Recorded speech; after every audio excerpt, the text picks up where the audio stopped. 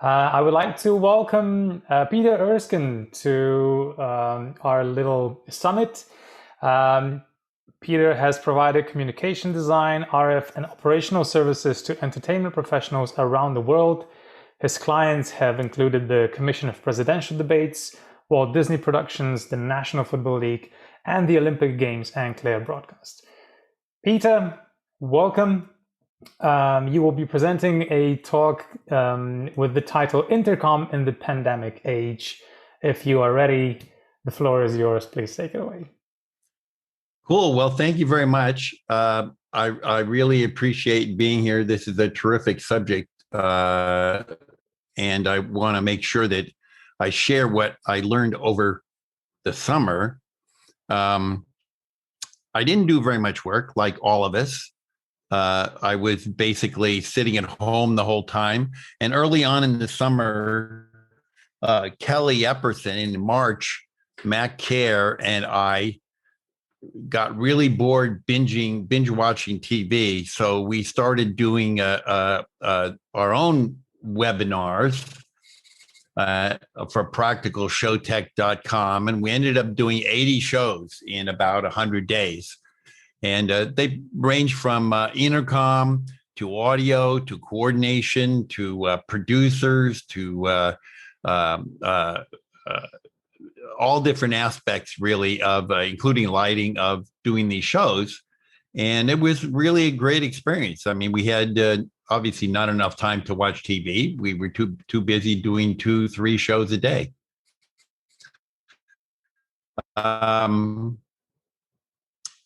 Part of that shows for clients that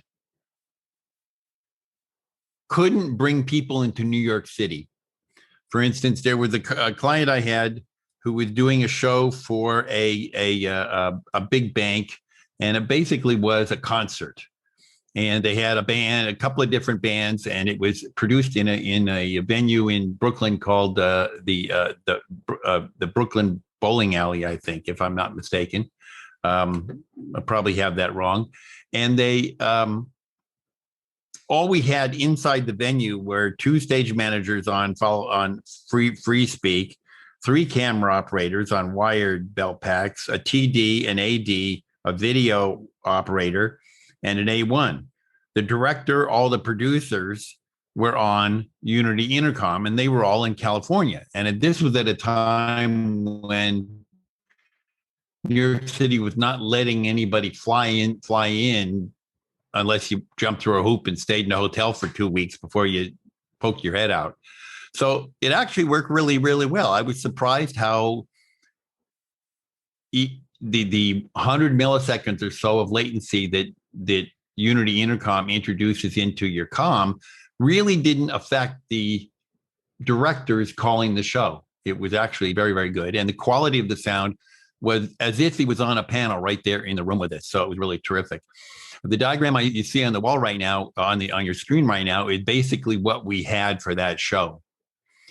We had a Riedel Artist 32 node, which has 6 cards, some panels, a managed switch that plugs into the CPUs, the AES67 card, a programming laptop, and the Bolero master antenna. Some Bolero packs. We also had a few people in the venue on Unity clients walking around with their iPhones. But then the audio is fed a Motu 16A analog I/O interface, D to A, a Unity Connect laptop, which went to the web, and then went back to my apartment where I had a Unity server, Loopback, and Unity Connect all on a laptop. Now, the reason I did that and why that works much better, why that's really the best way to do it, is Unity Server requires a couple of ports to be open to operate properly. And local IT departments, if there is one, sometimes don't know how to do that. So it's easier just to put the server at a location that we can control. That being said, yesterday at noon, Verizon Fios turned off my internet. So I was sort of stuck.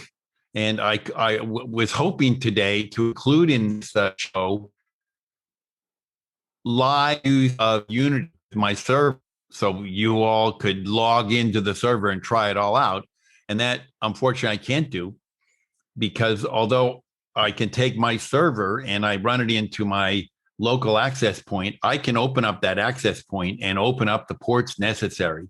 But other things like my phone connection or my Verizon USB stick, which is what I'm running on right now, I can't go in and open any port. So I couldn't really do that. But that being said, we'll still cover all the different things that were involved in there. I found that the Unity clients work best if they're running on cellular connections. And the reason I say that is Wi-Fi connections are notoriously weak in some places of a building, unless you have a really web network with a lot of different access points. You can't really get a good connection.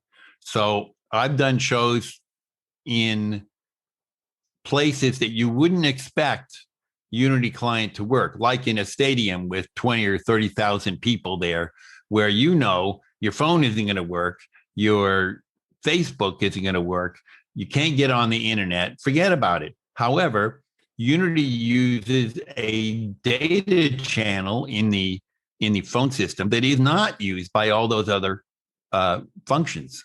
So Unity client is perfectly reliable in large crowds. I've used it in New Year's Eve in Times Square, in venues with large crowds, July 4th.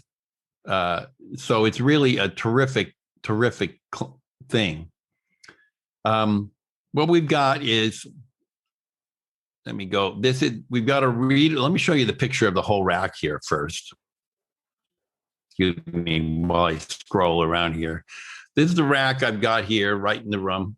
And I've got my phone with running a Unity server. And this Unity server is actually CP Communications, who was generous to donate this entire rack of equipment to me to do this show. And Riedel, since CP didn't have any Bolero equipment, donated an antenna, a couple of bell packs, and the AES 67 card, which is right here. So thank you very much to all you Intercom type companies out there who made this possible. Also in this picture is a Motu 16A D to A converter. That's what I use and travel with to convert 16 channels of 4-wire into a laptop, which then feeds Unity Connect back to my server at my apartment.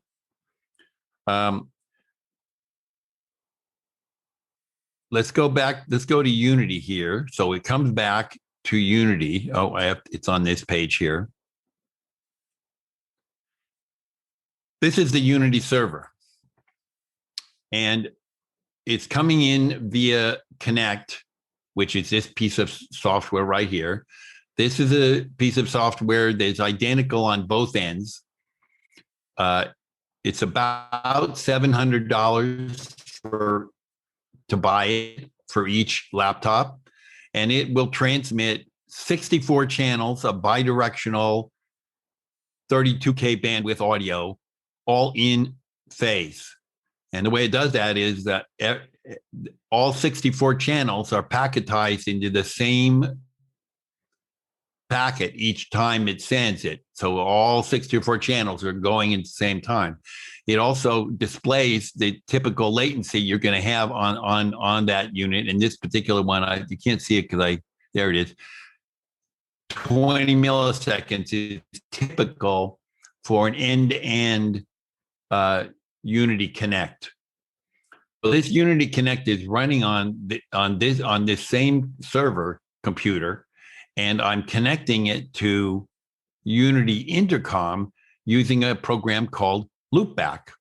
And Loopback is a program that allows you to connect audio from one program on your computer to audio from another, into audio from another computer, are all on the same computer. So here's my connect to server feeds. All 64 channels are going to output channels. And here's my server to connect feed, which is the 16 channels I'm coming in with the Motu 16A.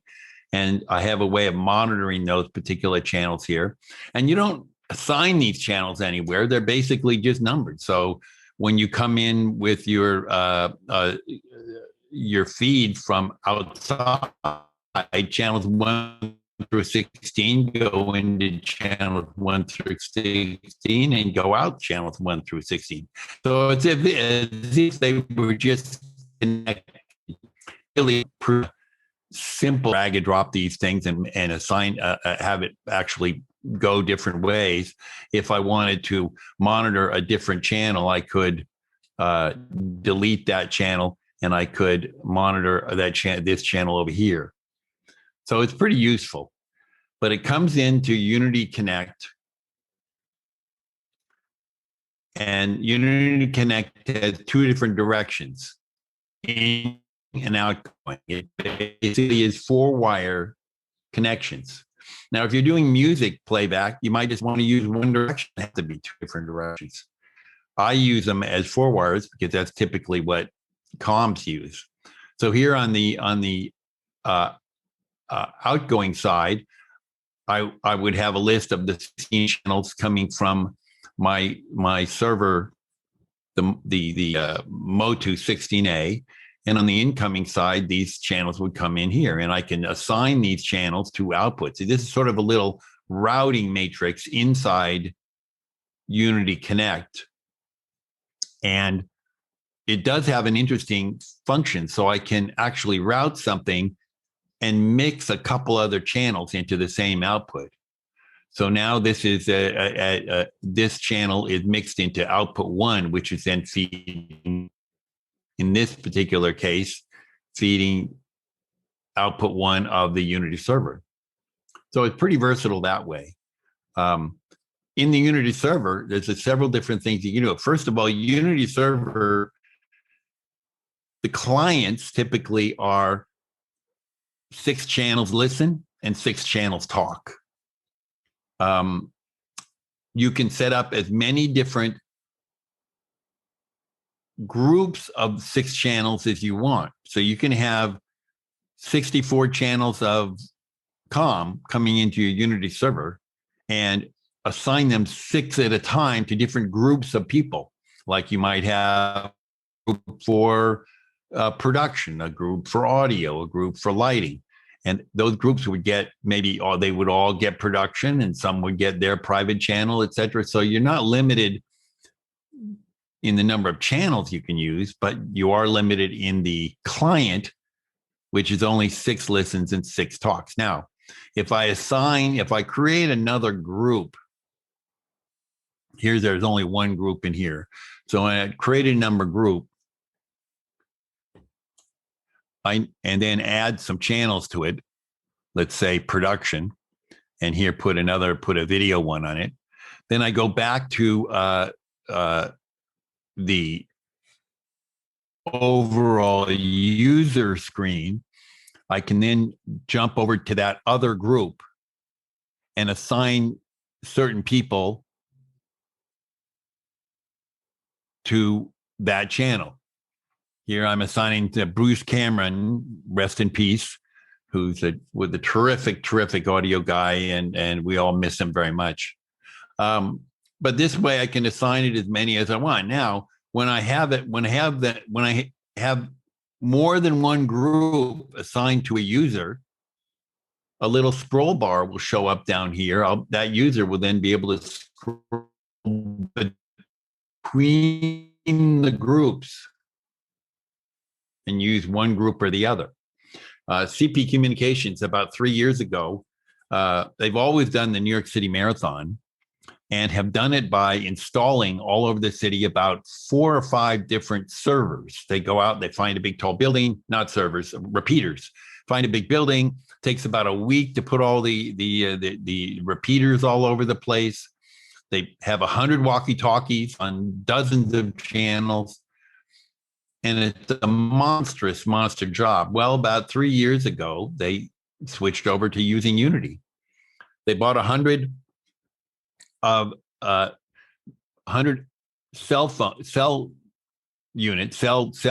like this. Now, this is a Sonim XP8, which is a military grade cell phone, has a replaceable battery, and it has several different things you can put on it. The connections are military grade connections. I can plug in a headset or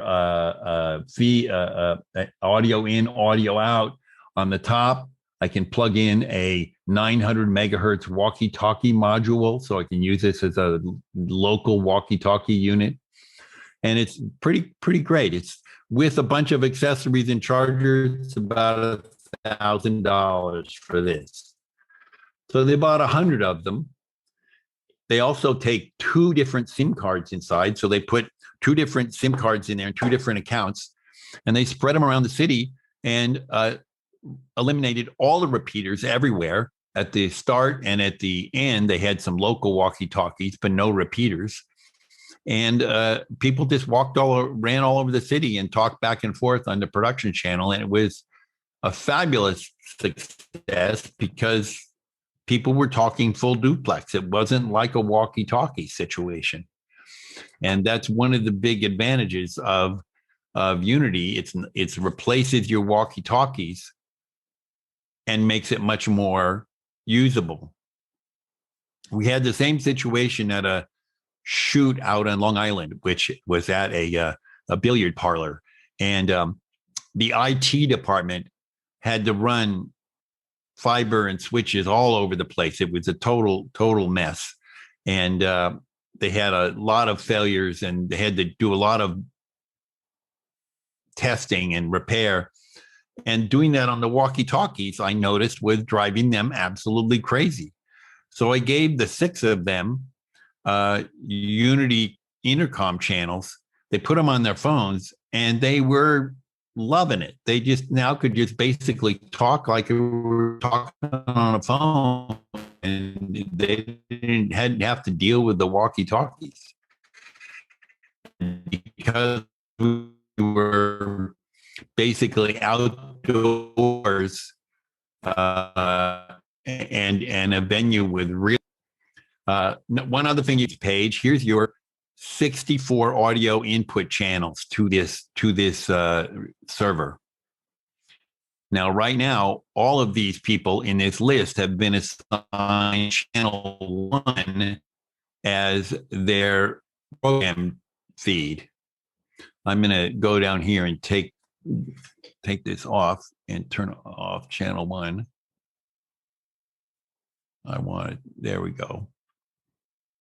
I actually didn't do it. Oh, you know why? Because it's not a live server. I forget I'm not really connected. So these are your program input feeds, but those same 64 channels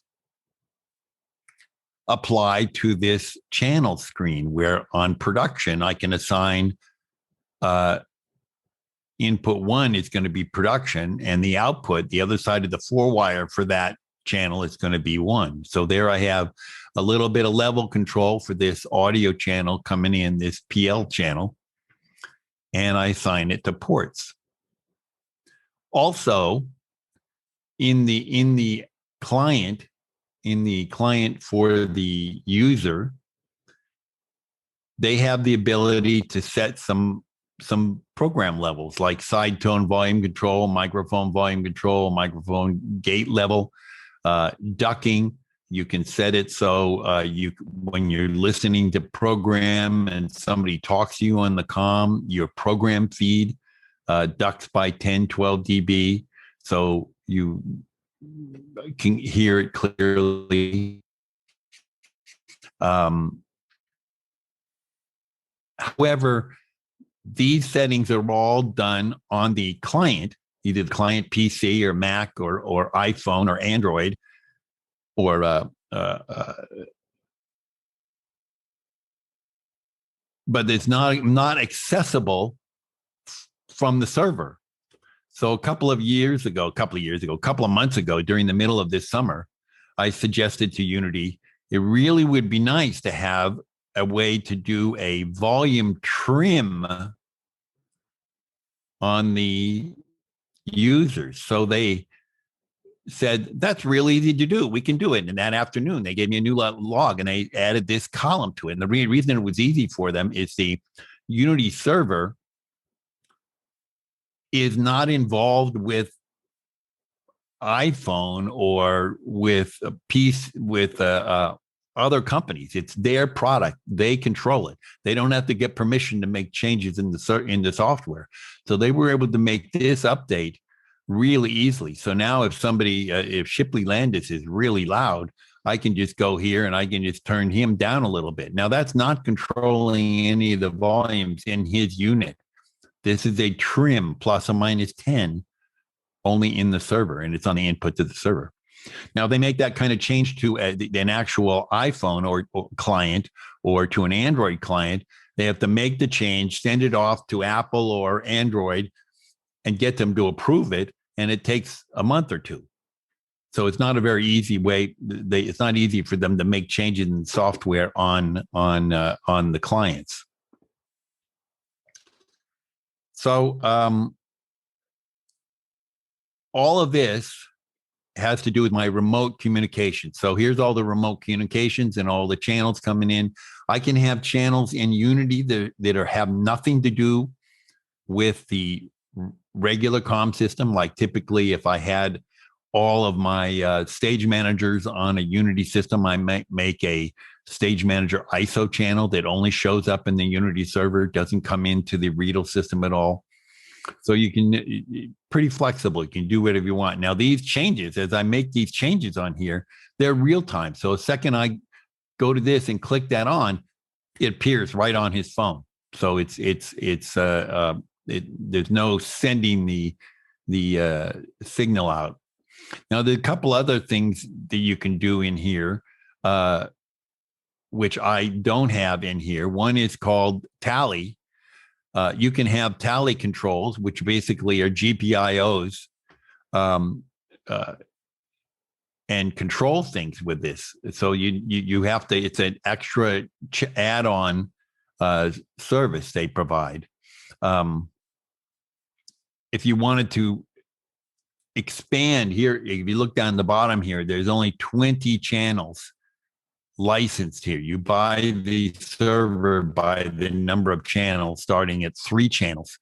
And here in the purchases column, you can buy the base license, which is your first beginning. And then you can add on these other functions, or you can, there is which they don't list right here, there is a super purchase, which allows you to have unlimited number of channels and access. And I don't know what the price is, but it's like $4,000 or $5,000.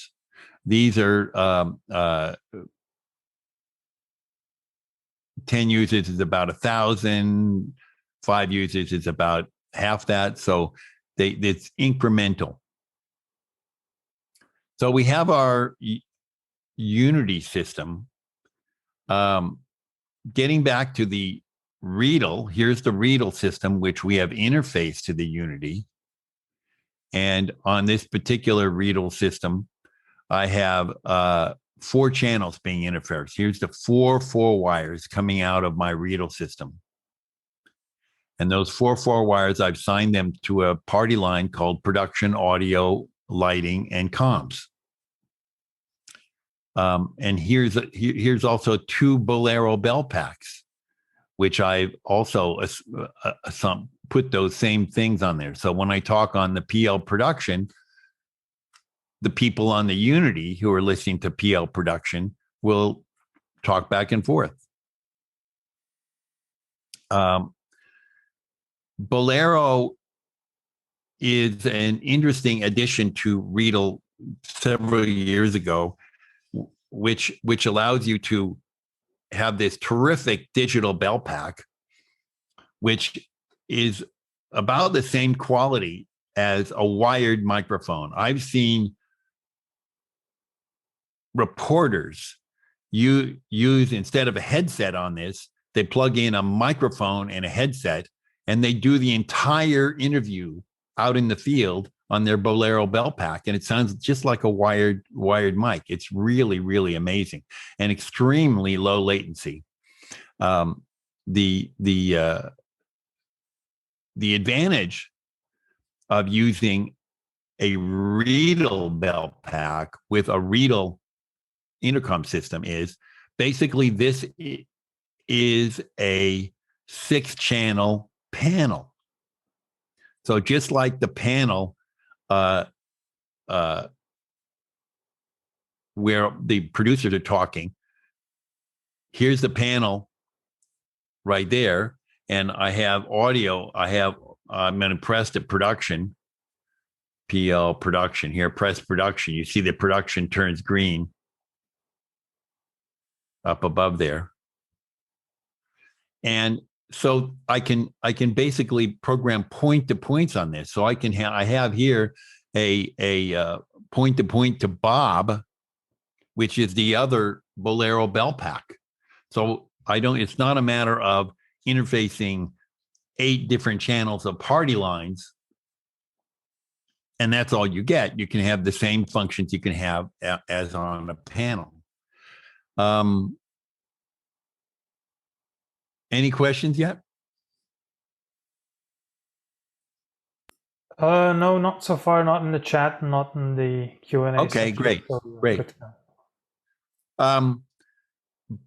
What I was beginning to say about Bolero is it runs on AES 67 cards. Basic AES 67 is the audio transport for it, and the programming of the cards of the belt packs is done right here in Director, just like you would program a panel. I can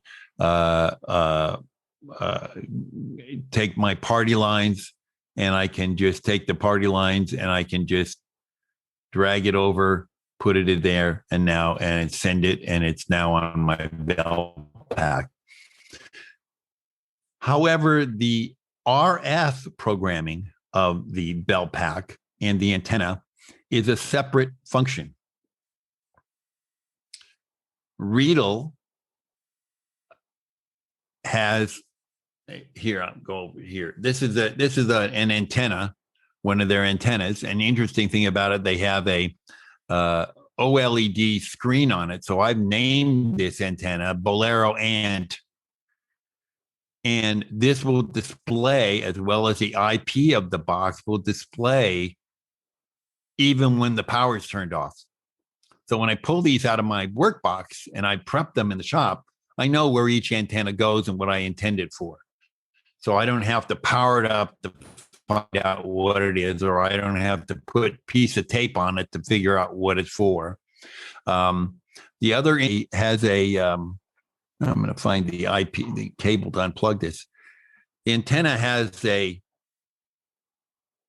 very long, you see, it's still basically active.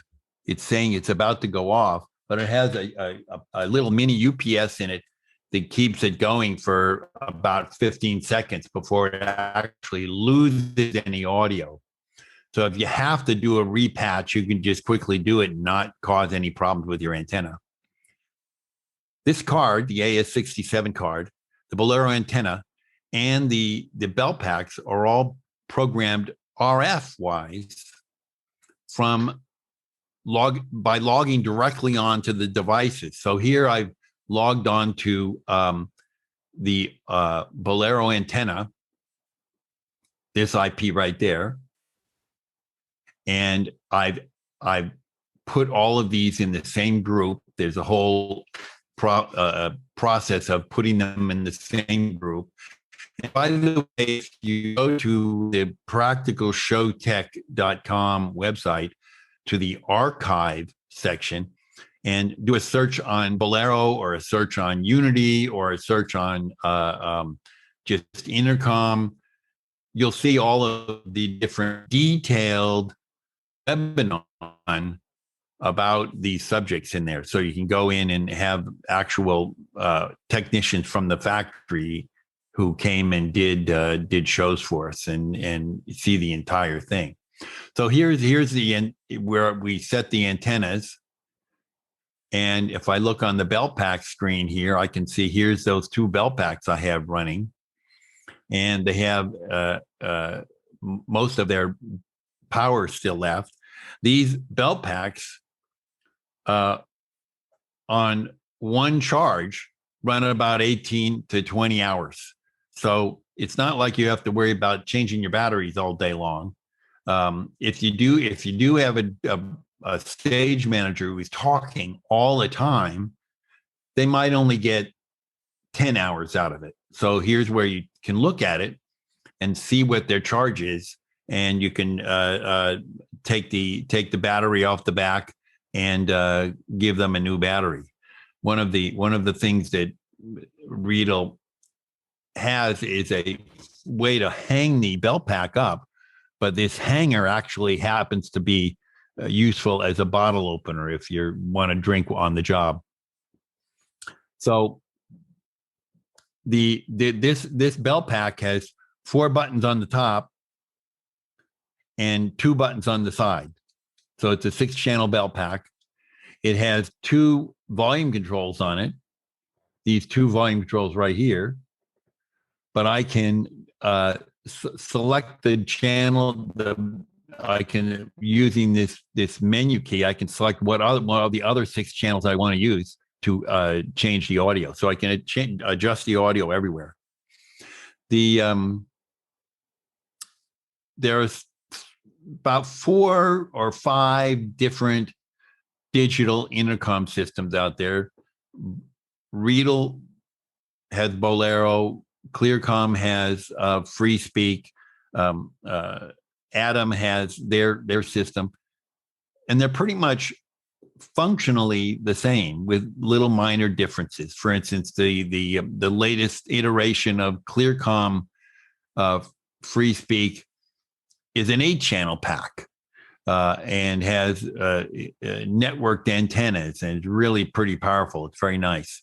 This is a 6-channel pack. So what I currently the hardwired version of a belt pack for Riedel is a 2-channel pack.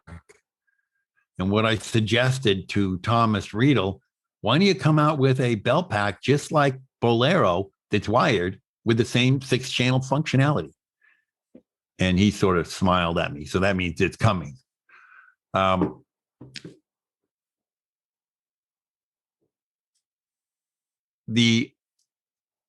When you're setting this system up, the AES card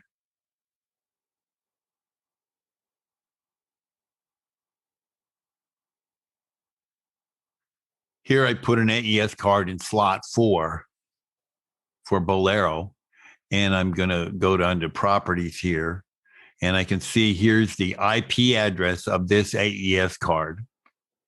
And this is the IP I would use to log onto the card to program it. But it also has a PTP priority selection. And normally we leave it on automatic. That means none of this stuff down here has any functionality, actual setting the priorities and setting the announce interval, etc. So when you leave it on automatic, it's fine. Now, over here on the right, I have a little cheat sheet. If you have a lot of different antennas in your system, you want to adjust your PTP settings for those antennas priority. They become your sync master for all of the AES 67. And the reason the antennas are best at sync master is that they're extremely high quality clocks built into them. So a much better clock than is in the AES 67 card.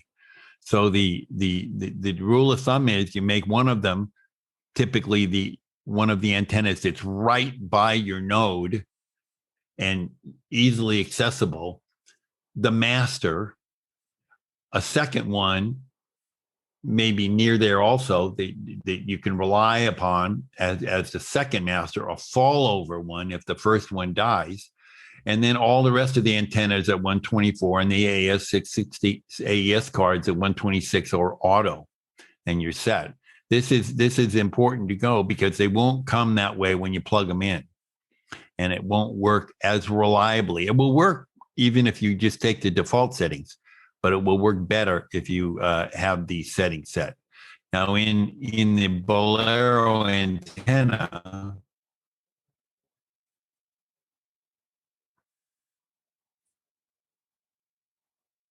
if I go in to edit that antenna, here's where I would name it and where I would set the PTP priority. So this, since I only have one antenna, I've made this my master with a priority of 120, labeled it 1, and here I set the IP of the antenna, which you can also do on the front of the unit with push buttons there, but is obviously much easier to do here. And so this is where I would set all the different antennas to be the priorities. However, if I go to the AS67 card, I have actually all the settings for that are done in Bolero, the setting, the IP, and that sort of stuff. Side here is this entire screen, this block right here is called the network space. So in the network space, I've named it demo, and I assigned an admin pin of 0000. And I've set a multicast IP of 239.255.1441, which is the audio communication, the belt packs. The default setting that's there is fine. You can just leave it. In Bolero here on the belt packs, if I look at the belt pack and I open up the priority on the belt pack and I look at the Bolero tab on the properties of Bolero, it needs to have a belt pack ID and a multicast address. And typically what I do is 239.255.255.1 for belt pack 1, 2 for belt pack 2. They don't have to be the same. It just makes sense to make them the same. So when I actually register this belt pack to the antenna, it will come up with nothing in here, and it will on the belt pack, and so I will have to enter it. I'm sorry, it will come up with nothing in this screen right here. This ID will be 0 when I first register it. So that's the only thing you have to do when you register the belt pack. You would enter this here. So I don't mean to go into too much detail about what do I want to do here about what all this programming is, but it's interesting to me, so I went ahead with it. So there we go.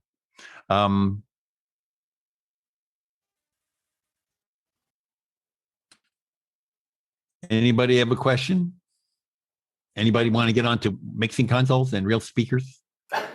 Now we do have a question from Sean. Sean, if you want to ask it, the question yourself, can you unmute yourself and just ask Peter?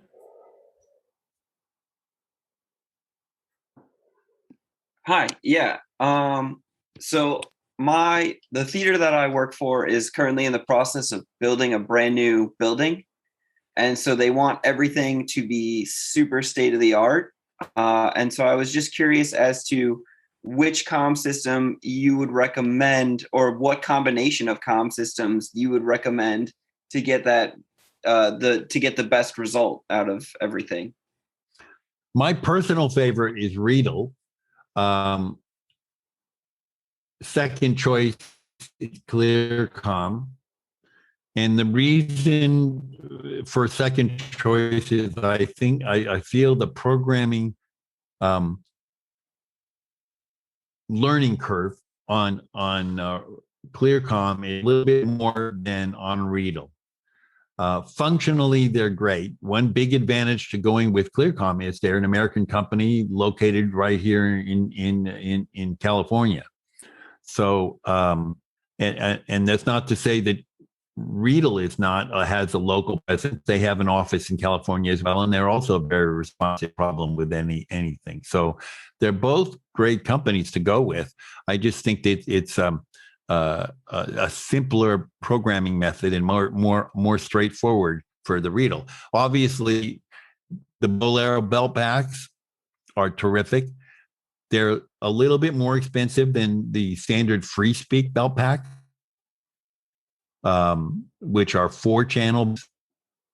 So if you went, but I would recommend to combine. You decide to go with Clearcom, obviously, then use free speak. Because you have the advantage of them being basically point-to-point capable belt packs. So I'd recommend a Clearcom or Riedel system for your comm in the house. Now, the antennas for both of them, for all of the digital belt packs, have a limited number of belt packs that could be on each antenna. The Bolero antennas are 10, and the Riedel belt pack, the Clearcom belt packs are, depending on what model belt pack you get, are could be 10, 5, and 4. So you have to have more antennas to cover all of the number of belt packs you have.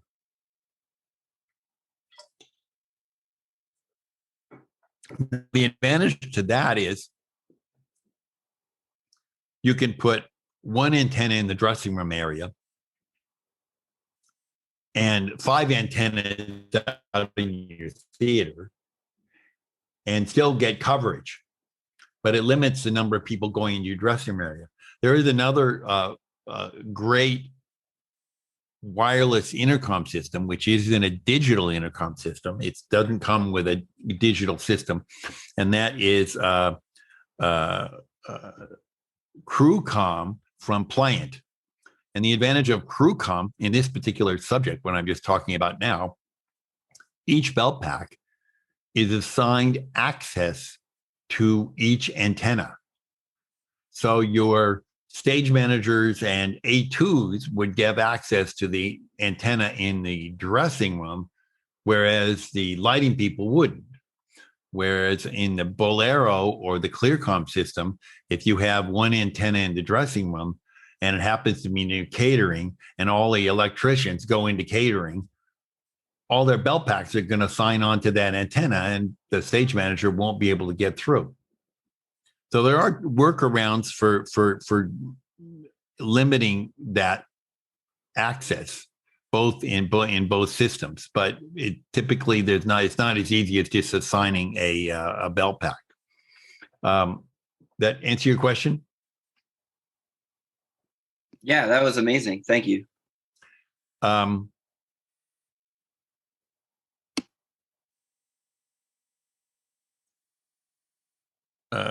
And Pack, I guess that's pretty much it. If there's no more questions, I don't have anything else to show you unless somebody has something you want me to show you how to do. I have one question, which is not that much of a technical nature, but nonetheless, we are now talking about antennas and users and belt packs and basically assigning point-to-point conversation or whatever communication needs that we have. So do you also help in determining what those communication needs are? If you, like, for example, get a client and say, we are a theater, we do such and such productions, but we're not really sure what exactly we need in terms of communication. Yeah. How would you approach such a request?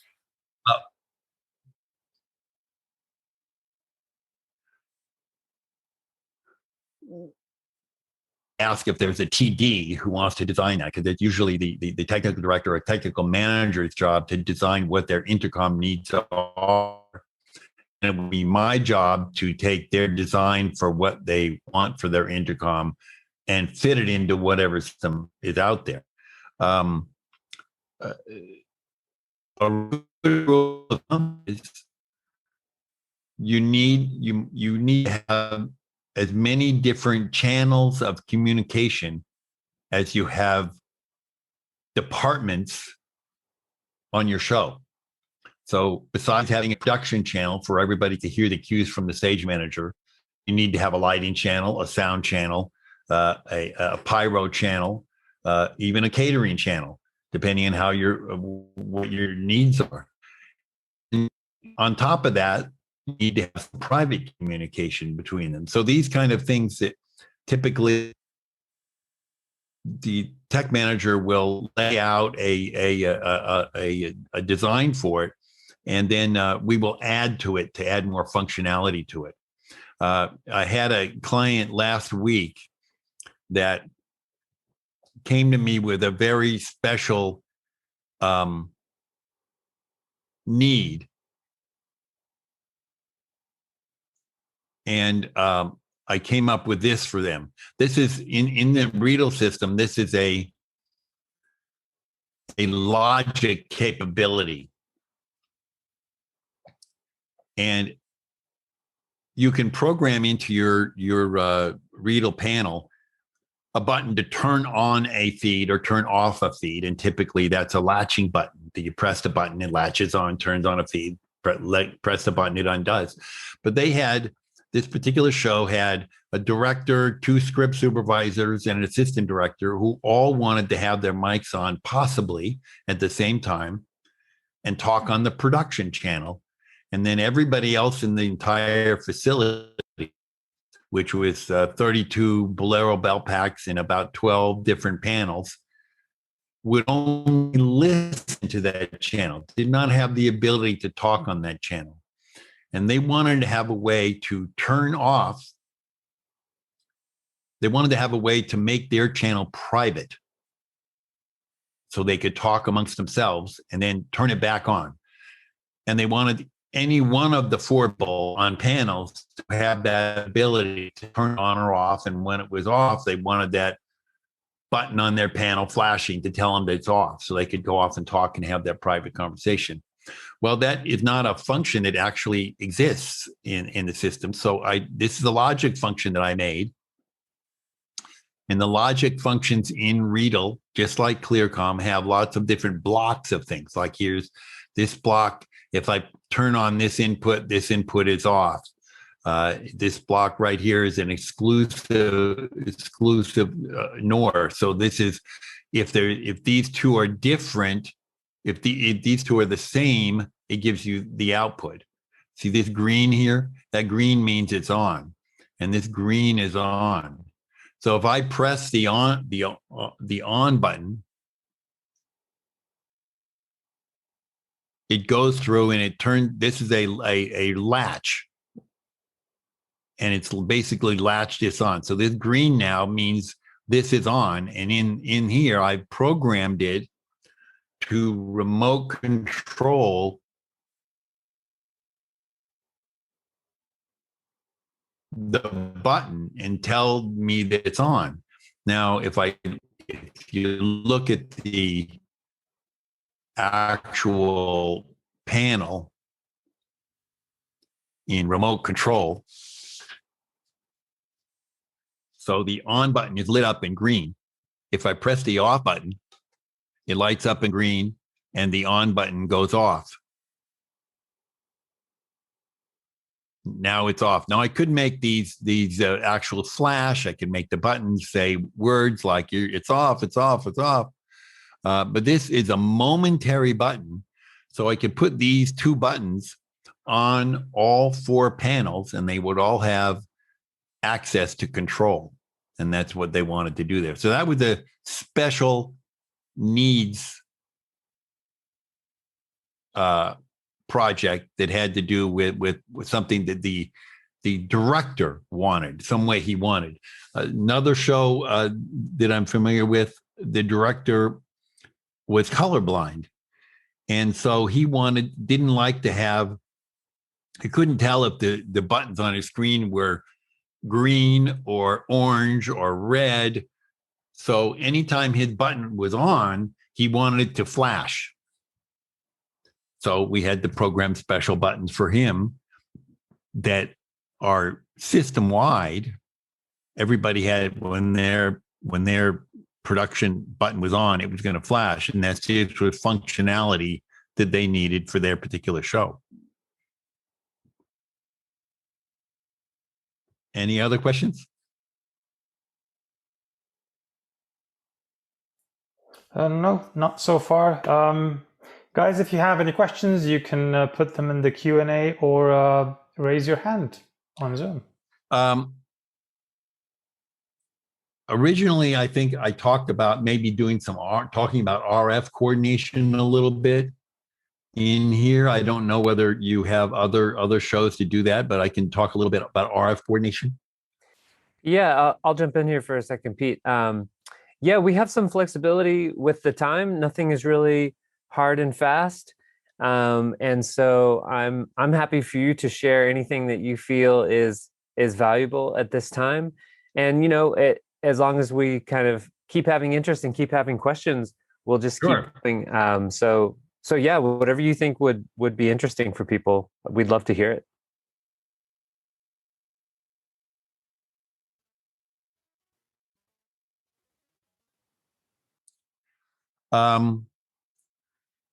Yeah, for about hopefully I'm not breaking up. I'm getting a little note from my internet that my connection is unstable. So let me know if I'm breaking up. Okay. So you did break up there for a second, but you seem to be back stable now. So sounds okay.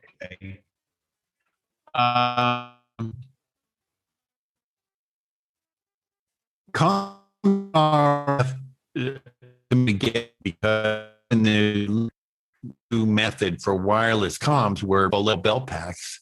I'm sorry, were BTR belt packs, which operated in the same TV channels that wireless mics operate on. So basically, you had to functionally be able to coordinate your frequencies for the intercom as well as the wireless microphones. Wireless microphones, for the most part, operate in the TV bands, you know, like channel 2, 3, 4, 5, 6, 7, up to 60. However, recently, several years ago, the government decided to sell off part of that spectrum to the cable companies and to the cellular to the cell phone companies to allow them to put channels on there. And so we lost a lot of those channels. We lost channels above. We started out, we lost the channels above 700 megahertz, and now we lost the channels above 600. So we're the space where we can put wireless microphones is compressing. It's getting smaller and smaller and smaller and smaller.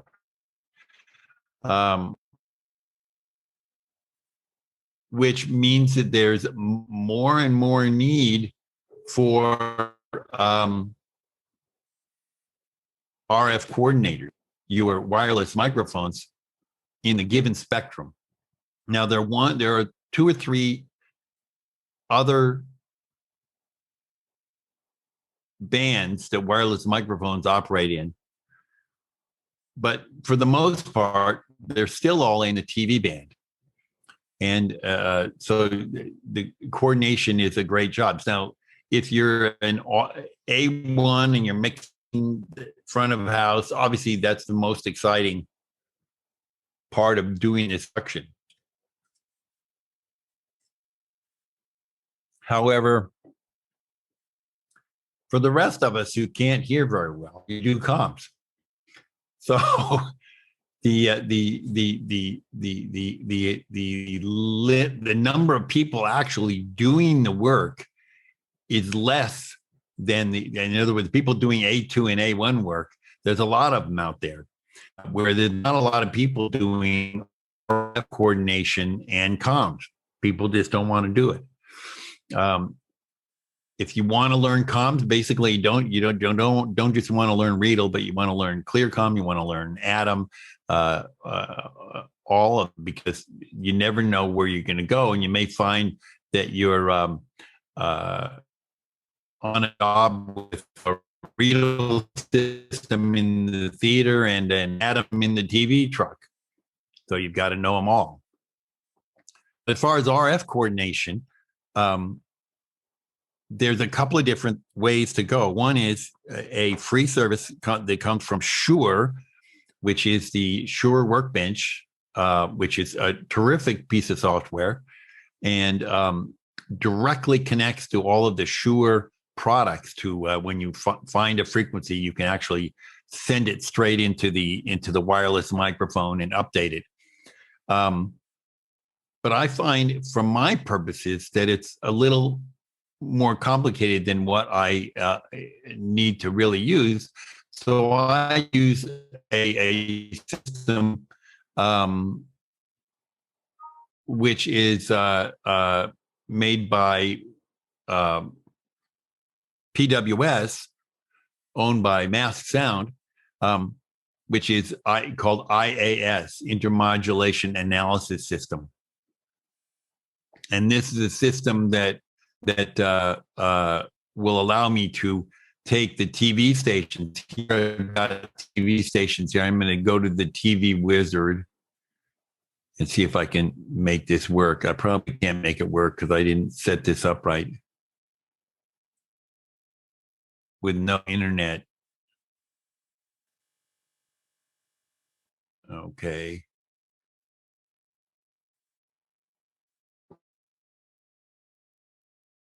So here I entered in New York City. So all those green things down here, those are TV channels that I can't put any microphones in. If I hover over this, let me bring this up a little bit further here.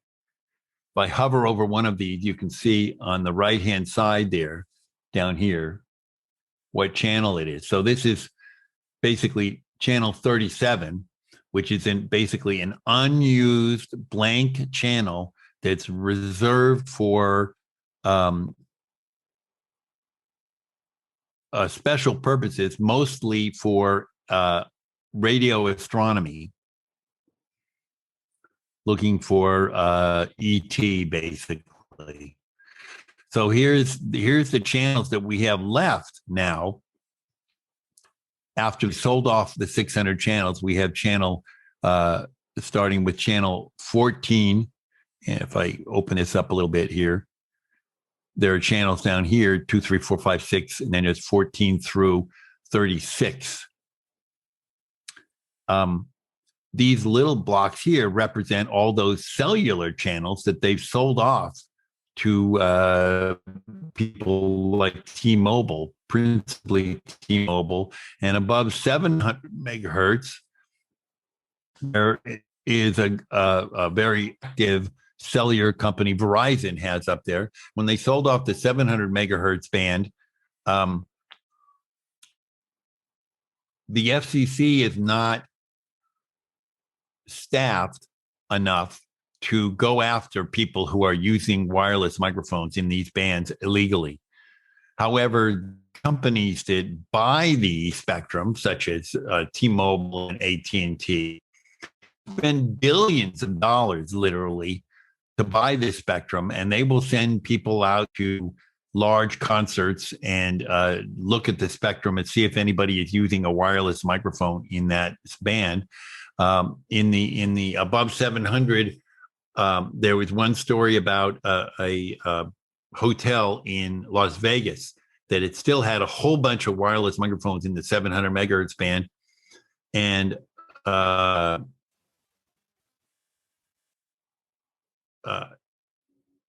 Verizon came in there and said, no, you can't use these, and took black spray paint and spray painted over all the front of their wireless microphones.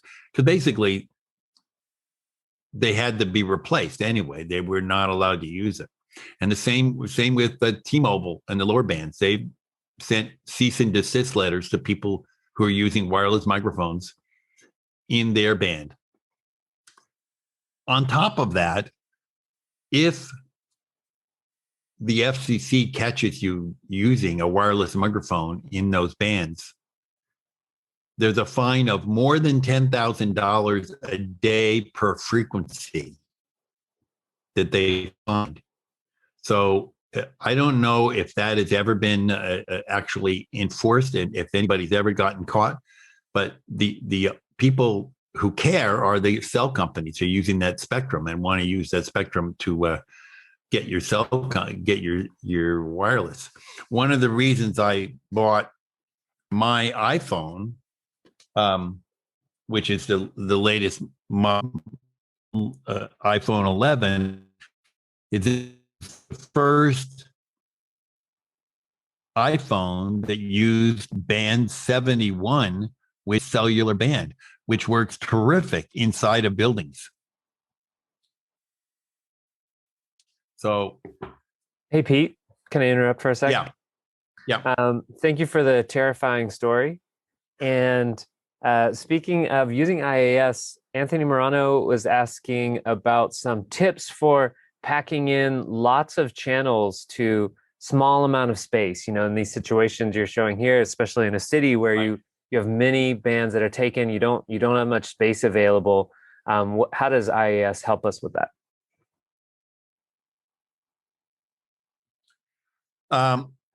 Well, packing in your frequency in here depends on the equipment you're using. If you're using a Shure Axient Digital or Shure ULXD mic, they have a mode called high density mode, which is, let's say you're doing in fact, I did a theater that had over 600 wireless microphones. And the reason they had so many is they had meeting rooms, 30 or 40 meeting rooms that had like 6 microphones each. And it wasn't a theater, it was a church. And so all microphones in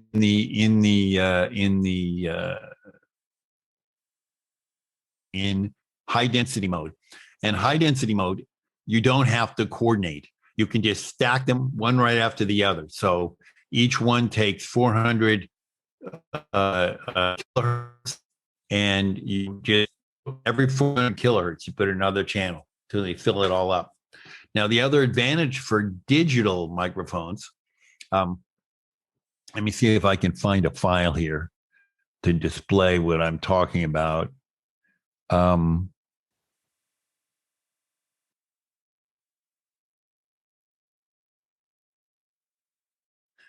The other advantage of using digital microphones is that ULXD and Axient digital microphones will work even on top of a TV station, as long as they tend to be hotter than the signal on the TV at the TV station.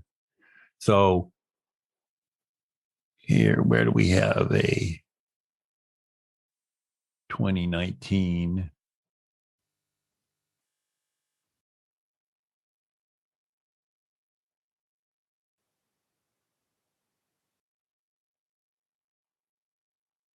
Oh, that's not right. There it is. So this is the church. And the green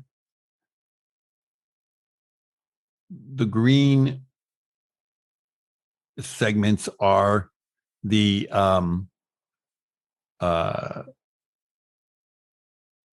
TV channels.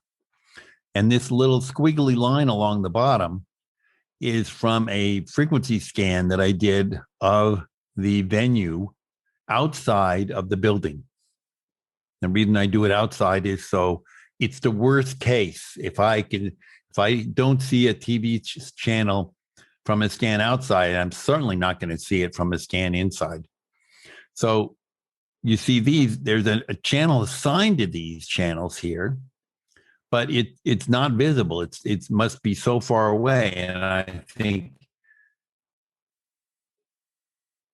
to that advantage, was able to take these channels here, which are ULXD, and just cram them all in here Here, look at how close these are all here. This is one TV channel here. And this is, each one of these is a different wireless mic, basically spread out evenly along the way. Now, if I use these in a larger theater, the high density mode, the wireless mic operates at extremely low power mode. So in a regular theater, high density mode probably won't transmit more than across the stage, and that's about it. Regular microphone RF levels require coordination, and when they're coordinated, you are selecting the frequencies. Here are the frequencies. These mics right here are the frequencies for the Axion digital microphones. And this program will select the frequencies so that they work together. Now, I'm not going to go into intermod and what all that means and everything. You can watch a video on that. But if you own one brand of wireless mic,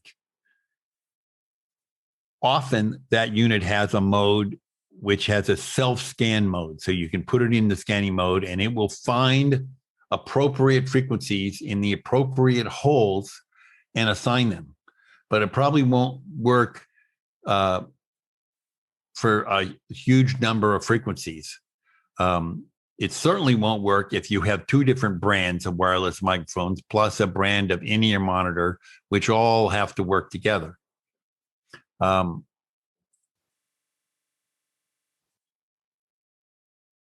On my website, in the scans section of my website, I talk about doing a scan of your venue inside. And the reason is I start my coordination with the scan from outside. So that's the worst case of the level of the TV station. But then when I run out of room for frequencies, I then put in the scan for the inside scan, and I can find that, well, a whole bunch of those TV stations just are not getting inside my venue and are totally clear space. So then I'll put all my channels in there. Now, in this particular example,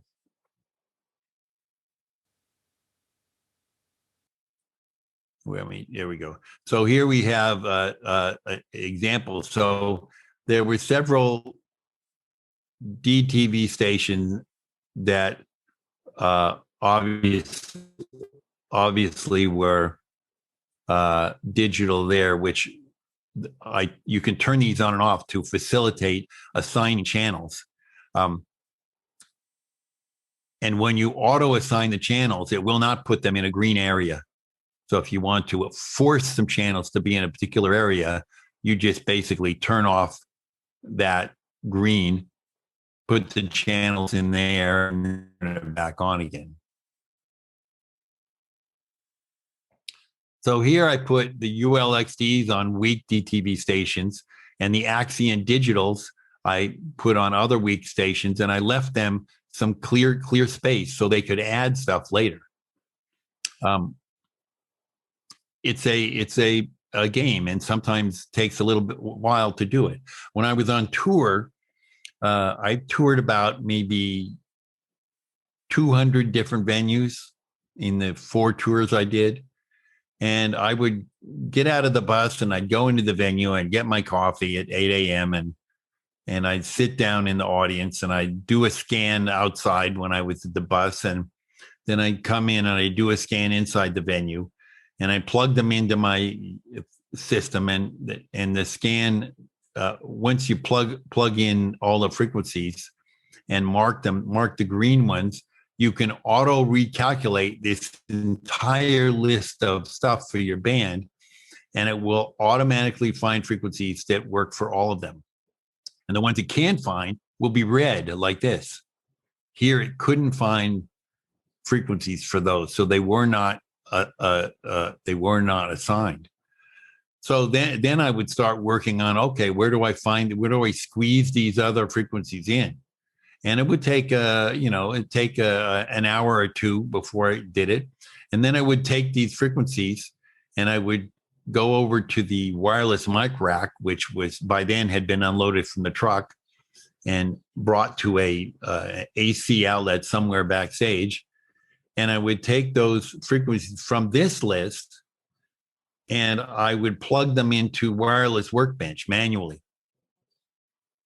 Because Wireless Workbench is where I was going to run the show from, which allowed me to directly change frequencies in equipment that was connected, in all the wireless mics and all the in-ear monitors and everything. And I could actually change the frequencies and reset them. Now I don't have a file here, but this is Wireless Workbench. Has an inventory list where you put the microphones in, and this is where I would manually enter the frequencies. And so I manually enter them, and then I'd shoot them into the rack, and they would be there. And I would put the antennas on. You can have a spectrum analyzer which looks at your RF frequencies, but in reality, the actual receivers themselves, the wireless microphone receivers, are your best indication of whether or not the frequency is clear.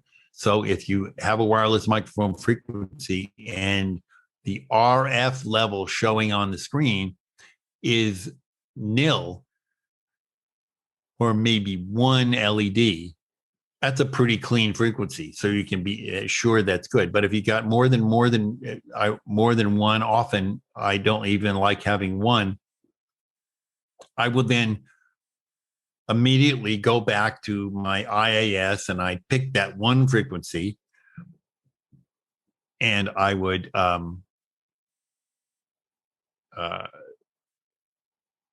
select another frequency and see if it's any better.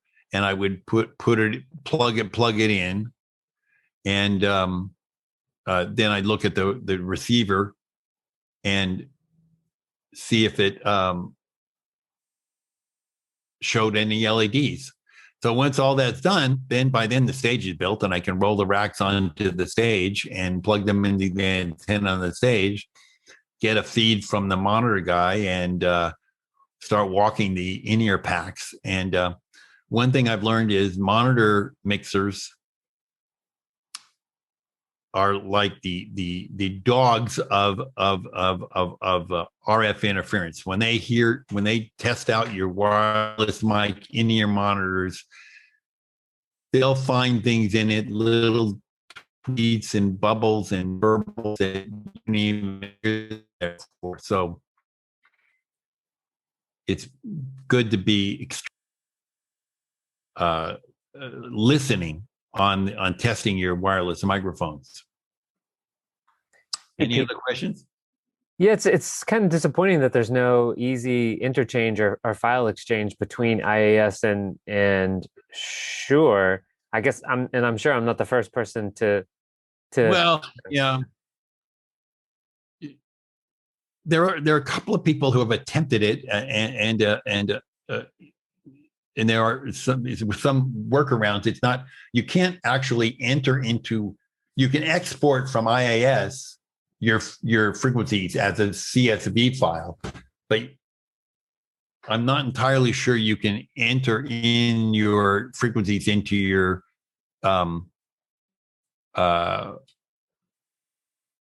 Workbench file with CSV, so. But there may be ways to do it, but there's no easy way. You're right.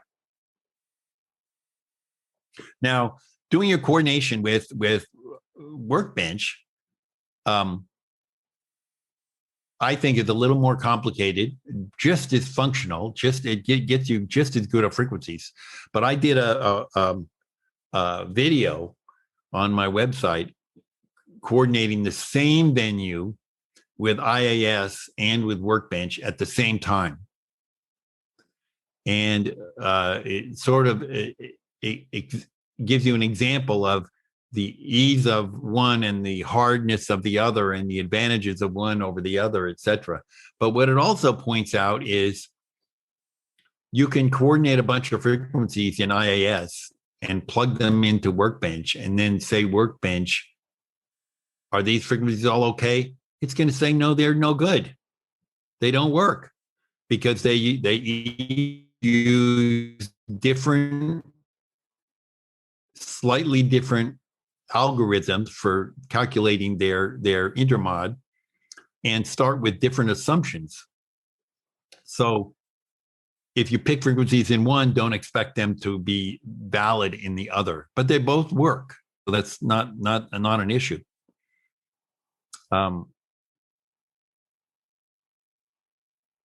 Anybody have any specific questions about Workbench? Because I know that's a pretty popular one out. Well, Anthony Morano, do you want to get into any more specifics of IAS? You had kind of a follow-up comment there. So do you want to talk to Pete about that? I don't know if you're able to unmute. Yes, you are. Okay. Yes. Hi, Pete. Thanks for taking my question. So I use IAS in conjunction with the WSM from Sennheiser.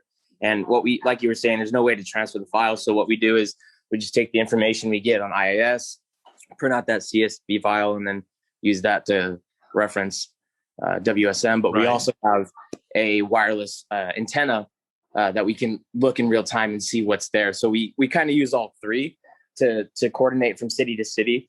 I do a Cirque du Soleil big top tour, so it's just under a tent, lots of metal. And I was wondering if we use IAS and we turn off transmit fifths or receive fifths in the intermod options, do we get more channels, but we're more exposed to intermod? Well, what you're talking about is this right here. There's intermod. If I take two frequencies and I turn on two frequencies, and those two frequencies go through an antenna system, or they will add to each other and they subtract from each other. So you'll get more lower level frequencies every periodically. And what intermod calculation does is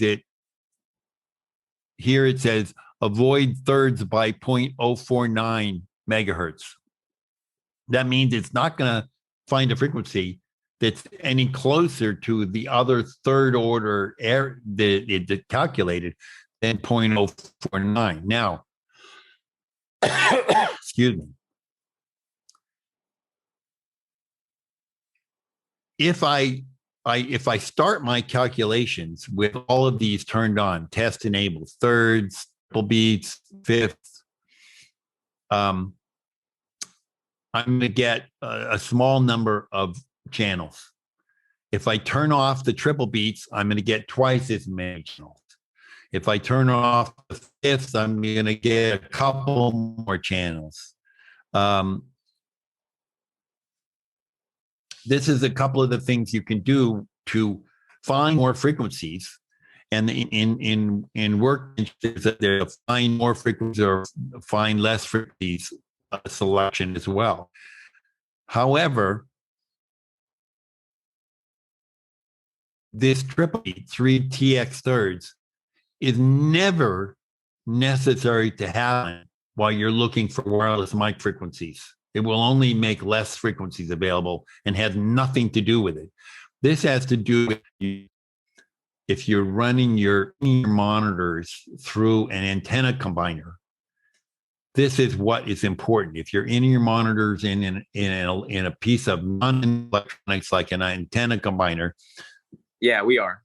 You'll definitely want to include this. So what I would do, and this is what IAS does in auto recalculate, it starts calculating frequencies first for let's say you had some old wireless mics that only had 2 frequencies in them. it'll pick whichever one of those two are the best. Then it'll go to start doing the programmable mics, the transmit frequencies first with your triple beat on. So you'll find all your transmit frequencies. Then you turn off, then you find all your wireless mic frequencies. So yes, if you turn these off, you will find more frequencies.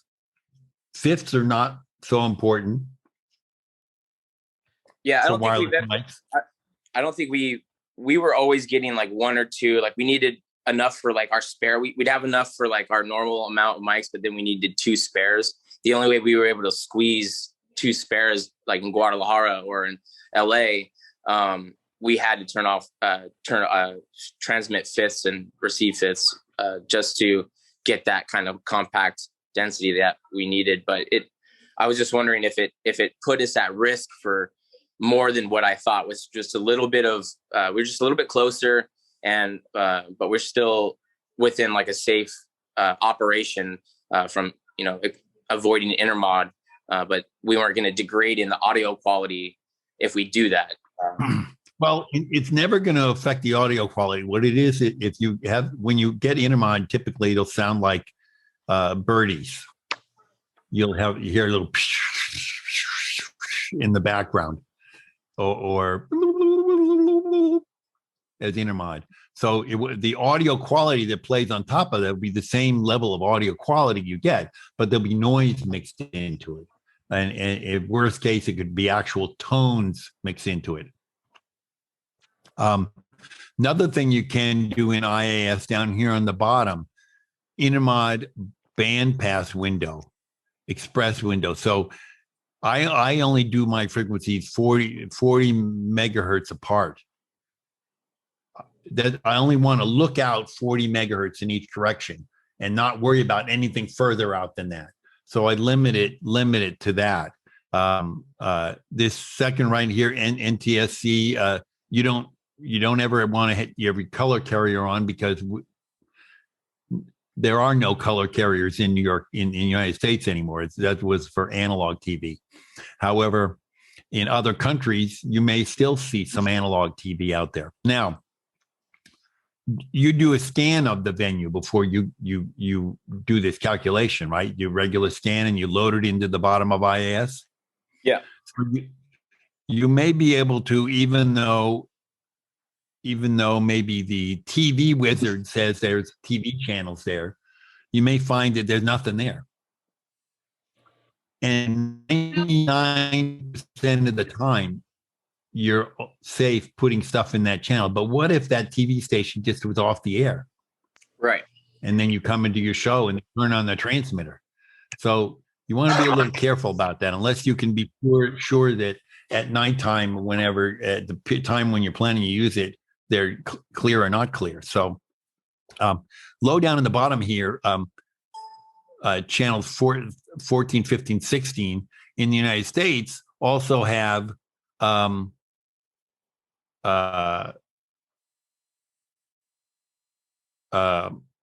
I'm trying to say, also have walkie-talkies in them. So if channel 14, 15, 16, even though they're there, you got to be very careful about putting anything in there, because those are going to be intermittent transmitting things. And technically, you should be excluded from that area anyway. Copy that.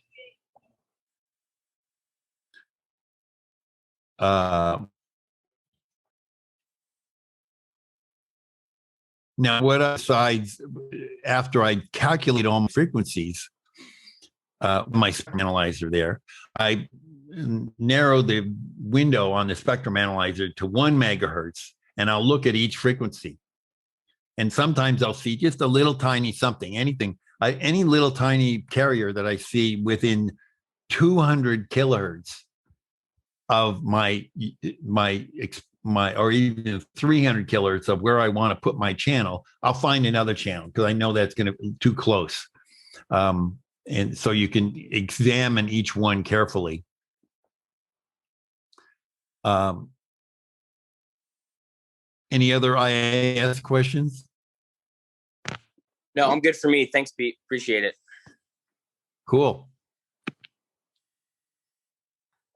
Hey guys. Well, Yeah, go ahead, Pete. Sorry. go ahead, Nathan. I just wanted to make a PSA that I made an error on the website about Michael Curtis's presentation. It says that it started 11 minutes ago, but it actually starts in 29 minutes ago. So in 29 minutes. So that was my fault. So Michael is here, but his presentation actually starts in just a few minutes. So it seems like we are starting to wrap up Pete's presentation. So if anybody has any last minute questions for Pete about the about the RF, about IAS, one little thing I want to point out: Stream Deck will control your client in here's Stream Deck. Here I can turn it on and off like that, so I can have a client on my PC and then use Stream Deck out in front of you to actually do the buttons instead of using my mouse to click on the buttons.